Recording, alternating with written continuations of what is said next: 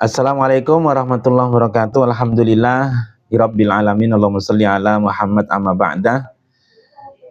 Baru saja tadi kami perwakilan dari KUA Balikpapan Utara bersama teman-teman penyuluh, ada bersama saya Ustadz Supiani, Ustadz Gurdan di sebelah sana, di sela-sela kesibukan ingin cerita hal penting atau kejadian yang menurut saya bagus lah untuk diobrolkan sama-sama.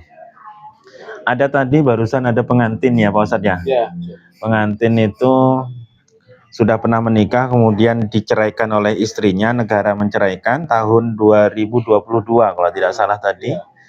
Nikah kembali tahun 2025, 2026 Januari ini. Cuma dalam prosesnya kemarin, walinya, kakaknya, itu nggak mau jadi wali.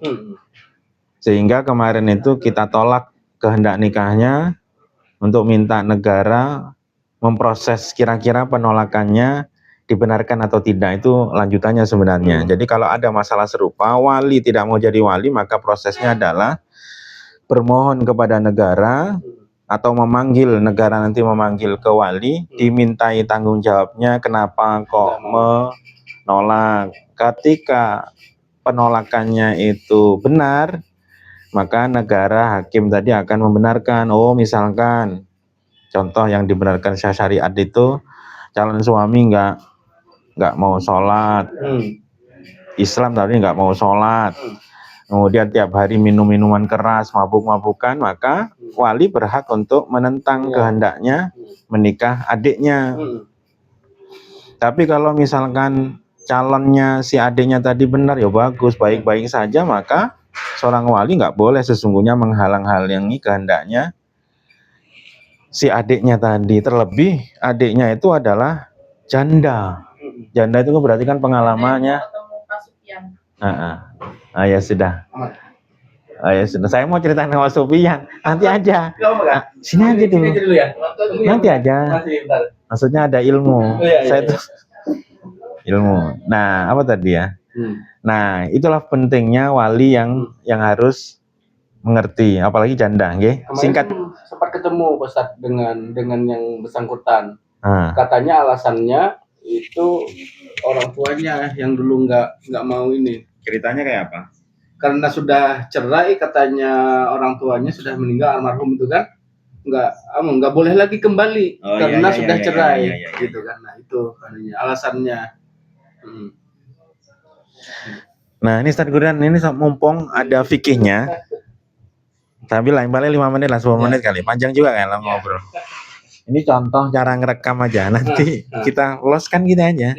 Nanti jadinya bagus insya Allah. Nah, cuma karena mic-nya terbatas. Nah, yang menjadi susahnya kita itu adalah bahwa kemarin ketika bercerai itu masih ada orang tuanya. Masih ada orang tuanya. Nah, ketika ada orang tuanya, sampai orang tuanya itu berpesan. Berwasiat. Jangan nikah lagi sama si itu. Ya, karena nggak boleh lagi. Karena nggak boleh lagi, misalnya jangan kembalian sama itu lagi, misalkan. Kemudian berjalanlah waktu, meninggallah ibunya. Sekarang 2026 ibunya nggak ada. Anak-anaknya juga takut. Nah, anak-anaknya takut karena ada wasiat dari ibunya tadi bahwa ibunya itu nggak boleh melarang. Nikahkan kembali. Bagaimana penyelesaiannya? Jadi mau nikah sama yang lalu juga yang lalu udah cerai. Nah, itulah kendala-kendala. Secara pertama kita tuh taat tunduk sama orang tua itu pun wajib. Tapi paling tidak ada kesimpulan yang saya dapat ambil tadi, kenapa kok saya panjang cerita tadi. Nah inilah, dengarkan aja. Kalau saya salah ya diluruskan. Ini kan mau buat konten rencananya. Oke, cek. Ini alami aja. Nah dari cerita ini saya teringat ada diantaranya adalah bahwa ketundukan kita dengan orang tua itu wajib. Ketundukan kita dengan wali pun juga wajib selaku anak perempuan ya. Tapi ada kaitannya, sewajib-wajibnya orang tua atau apapun itu, maka dia tidak boleh mengalahkan syariat. Ketika syariat itu membolehkan, maka wali orang tua jangan sampai menjadi penghalang bolehnya menjadi tidak boleh. Ya. Misal, sholat itu kan wajib, gara-gara orang tua, jangan kamu sholat, nggak boleh. Wali orang tua nggak boleh berwasiat melarang sesuatu yang nggak dilarang oleh ajaran Islam.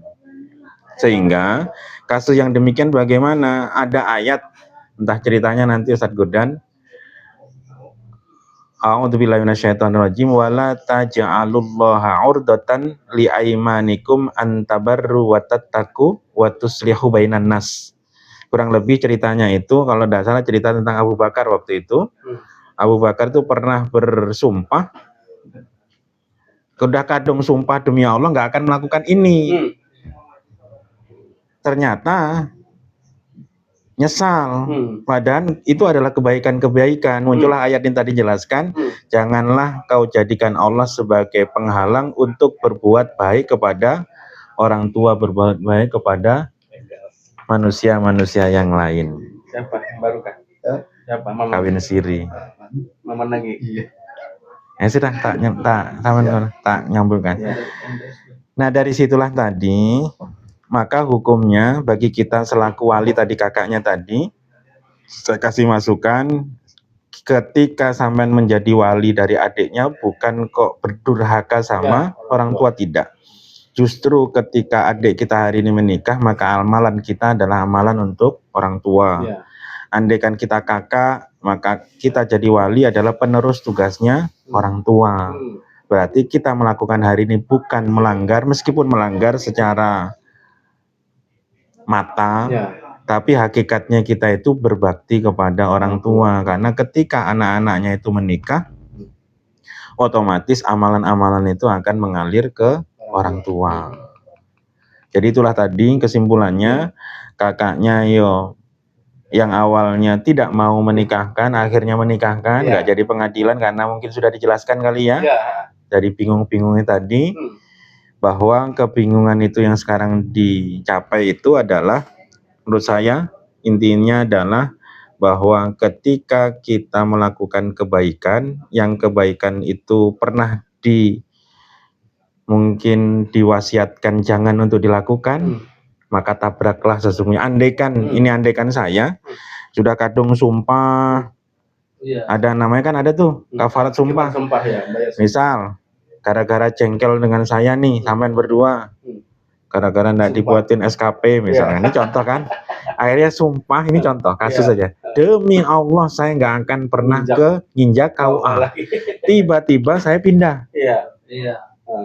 Nah sampean, aku melanggar sumpah Anda ya, lebih baik langgar sumpah itu tadi. Jangan sampai dengan tidak melanggar akhirnya mungkin silaturahmi dengan kawan tidak nyambung karena kebaikan-kebaikan. Nah itu tabraklah sumpah tadi dengan membayar kafarat ya. Nah seperti itu. Itu andaikan kita pelaku sumpahnya. Itu sekilas pengantin. Kembali kalau ada masalah kondisi apapun, hadirlah ke KUA bersama teman-teman kita semua, insya Allah bisalah untuk dijadikan teman untuk dialog-dialog, meskipun tidak sempurna, paling tidak diobrolkan sama-sama. Masukan, dalil-dalil monggo dimunculkan di teks bawahnya nggih.